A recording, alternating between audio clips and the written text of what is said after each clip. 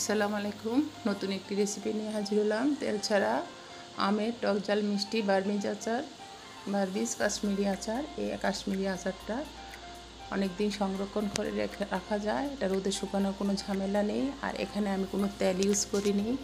এই আচারটা খুবই মিষ্টি হয়, বাচ্চাদের খুব প্রিয়, বড়রাও খেতে পারবেন।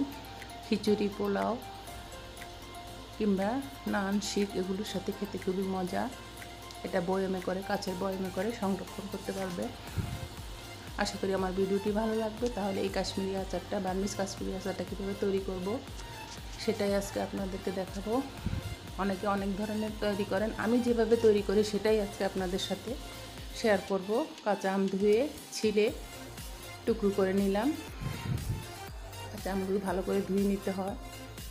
পরে আমি আটিসহ, আটিগুলো শক্ত হয়েছে, আর শক্ত আটিওয়ালা হলে একটু ভালো হয়। আমি আমগুলো ছিলে কেটে, দেখুন অনেক কষ্ট করে কেটেছি, কারণ আটিটা খুবই শক্ত হয়ে গিয়েছিল। এভাবে আমি একটা আমকে 8 পিস করে এভাবে ছোটো ছোটো করে কেটে নিয়েছি। এটা আমের কষ। এখন আমি চলে যাব রান্না করতে। এখানে আমি হাফ কাপ সিরকা দিয়ে দিলাম ফ্রাই প্যানে।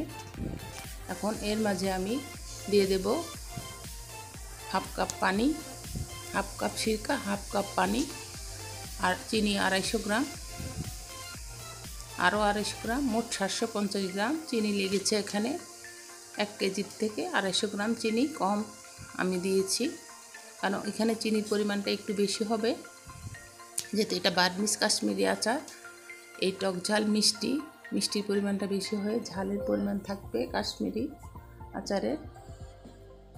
এখন চিনিটা আমি গলিয়ে নিচ্ছি, ভালো করে চিনিটা গলে যাবে। যেভাবে আমরা শিরা করি সেভাবে।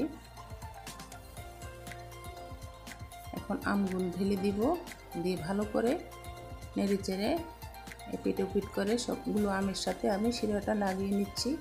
এখান থেকে যে পরিমাণ পানিটা বের হবে সেটা আমি জাল দিয়ে শুকিয়ে ফেলবো।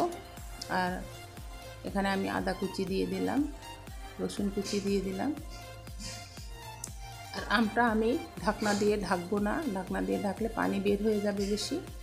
আর আমি এখানে মরিচকে এভাবে ছোটো ছোটো টুকরো করে দিয়ে সেটা দিয়ে দিলাম। এখানে আমি সরিষা বাটা দিয়েছি, সরিষা বাটাটা দিলাম, লাল সরিষা বাটা। এটা না দিলেও হয়, কিন্তু আমি দিয়েছি। আর এখানে দিয়েছি পাঁচফোড়নের গুঁড়ো। এটা আমি শুকনো তেলে পাঁচফোড়ন আর শুকনো মরিচ তেলে গুঁড়ো করে নিয়েছিলাম, দিয়ে এভাবে ভালো করে নেড়ে চেড়ে রান্না করব। আর সবসময় জালটা আপনারা অল্প আঁচ করবেন না, মিডিয়াম আঁচে রাখবেন। এখন আমি তার মাঝে মরিচের গুঁড়ো দিয়ে দিচ্ছি, হালকা অল্প একটু হলুদের গুঁড়ো দিব, আর মরিচের গুঁড়ো দিব।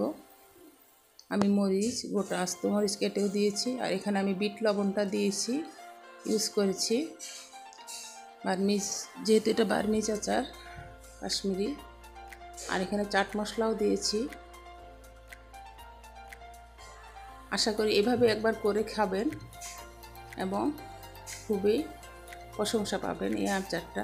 দেখুন চিনি আর আম গলে,